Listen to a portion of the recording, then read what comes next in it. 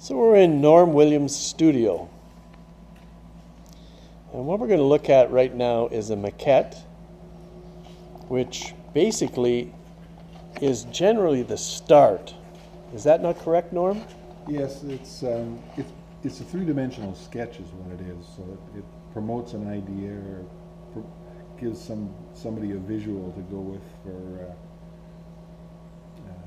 for an idea that I have.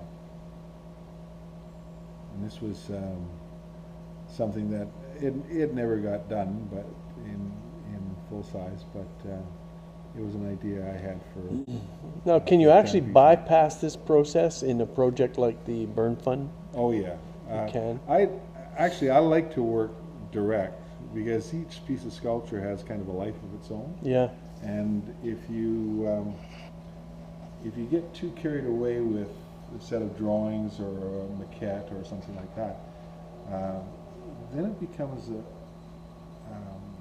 becomes a construction where you're following the plans right on. And when you start, you've got to see it at life size or larger than life size, whatever you're doing, and you've got to kind of sit back and say, this would be better if it was just a little different here, change slightly here. You're staying with the concept, but some of the details get switched around, get a little altered, or the position slightly, just for the sake of composition. I'd like to move over now, just over to look at something that fascinated me right as soon as I walked in the door, because it's Lou Gehrig and Babe Ruth.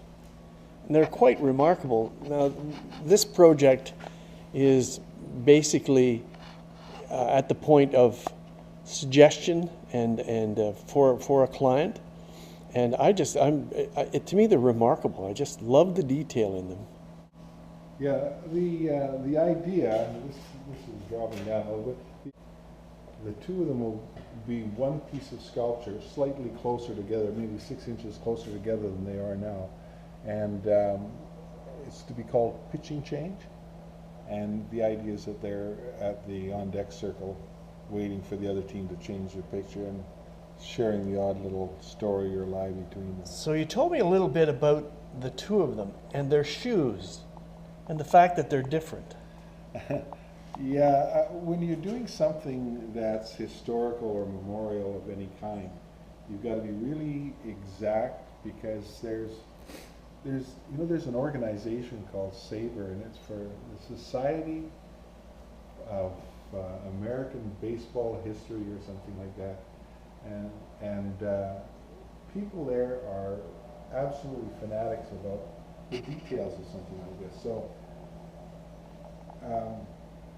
I research like crazy. I really do a lot. You do, so it's all about detail. Babe Ruth always had tons of his shoes bent over, and Gehrig always had his pulled up, and they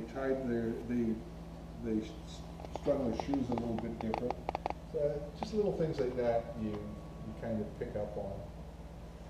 If I got the numbers wrong or something on this, I couldn't give it away. No, exactly. Yeah. So let's go over here. This is again something that struck me right away. The second set of the process, where you actually put together with foam and plaster to create these two figures and one over in the corner. And whereabouts are these now?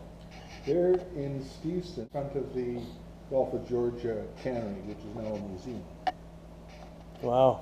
And there's the three of them, and slightly different arrangement. This the young fellow is turned, and this guy is telling the young guy lies, and the girl on the other side is standing over here, and kind of, she's heard the lies before, and she's kind of laughing about it. Exactly. And then we come to a young man who seems to have a face that most of us, or most anybody that's involved in hockey, are got to be quite familiar with. And yet he seems to have lost his arm, and he's sort of cut off at the waist. But there's that towel hanging over a hockey stick. Who's this guy? That's Roger Nielsen, and that's the statue in front of Rogers Place, the home of the Vancouver Canucks. And that's the original we call it a plug. I'm told I shouldn't call it that because it sounds too unartistic or what.